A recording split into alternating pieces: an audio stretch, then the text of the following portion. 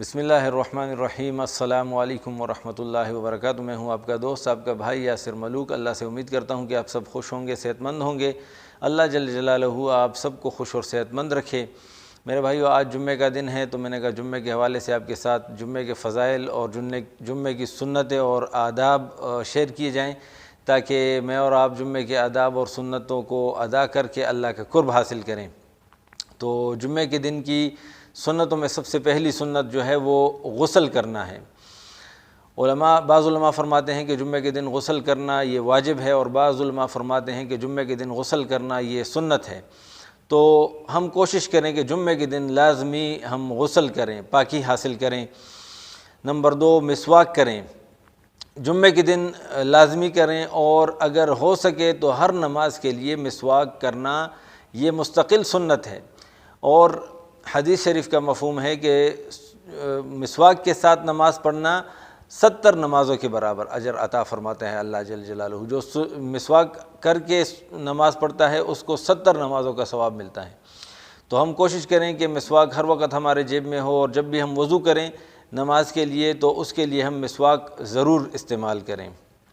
تیسرے نمبر پر جو سنت ہے وہ سب سے عمدہ لباس پہننا، اور حدیث شریف میں آتا ہے کہ سب سے عمدہ لباس وہ سفید لباس ہے۔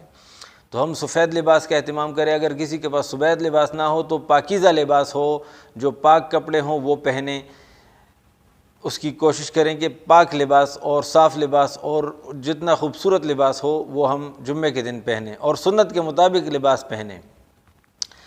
اور چوتھے نمبر پر جو سنت ہے وہ خوشبو لگانا، خوشبو کا استعمال کرنا، عطر لگانا، یا اور جو علماء ہم مفتی حضرات سے پوچھیں کہ کون سی ہم خوشبو استعمال کر سکتے ہیں تو مفتی حضرات اس کا آپ کو بہترین جواب دیں گے۔ تو خوشبو استعمال کرنا، خوشبو لگانا۔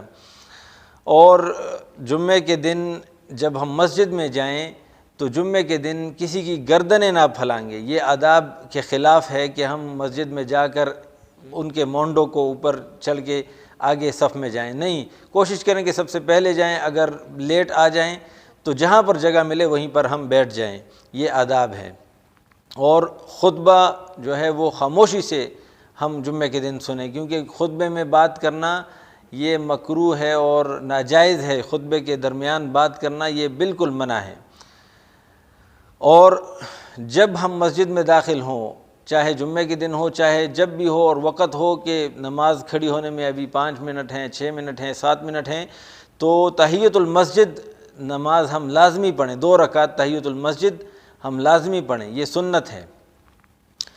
اور جمعے کے دن جلدی مسجد جانا، اس کے بارے میں تو احادیث ہے، آپ سب کو انشاءاللہ اس کا علم ہوگا کہ جمعے کے دن جو سب سے پہلے مسجد جاتا ہے اس کے لیے ایک اونٹ قربان کرنے کا اجر لکھ دیا جاتا ہے، اور جو دوسرے نمبر پر جاتا ہے اس کے لیے گائے قربان کرنے کا اجر لکھ دیا جاتا ہے، اور جو تیسرے نمبر پر جاتا ہے اس کے لیے پھر اسی طرح بکری، پھر جو چوتھے نمبر پر اس کے لیے مرغی کا اجر، اور جو پھر 5ویں نمبر پر جاتا ہے اس کے لیے انڈے کا اجر۔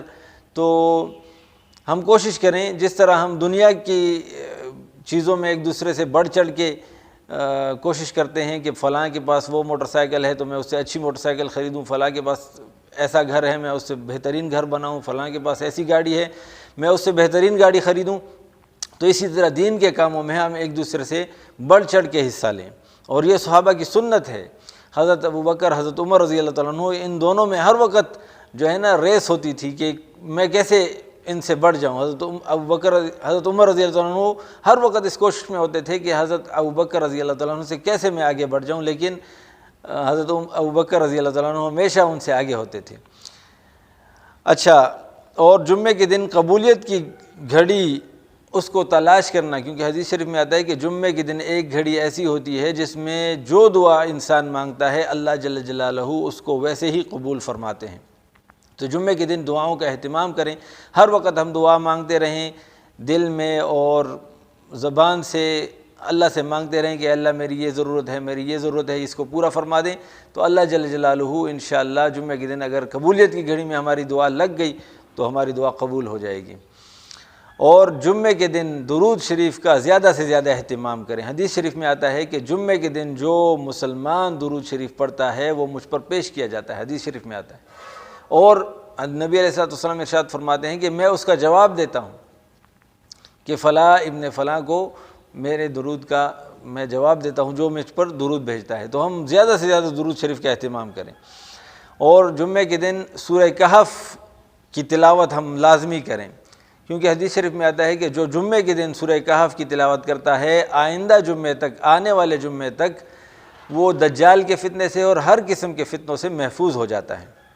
اور اس کے اوپر انشاءاللہ میں ایک فضائل کہف، سورہ کہف کے اوپر میں ایک مستقل ویڈیو بناؤں گا، کیونکہ ابھی اگر میں فضائل سورہ کہف آپ کے سامنے پیش کروں گا تو ویڈیو زیادہ لمبی ہو جائے گی، پھر لوگ دیکھیں گے نہیں، تو اس کے لیے انشاءاللہ میں آگے ایک ویڈیو بناؤں گا سورہ کہف کے فضائل کے اوپر۔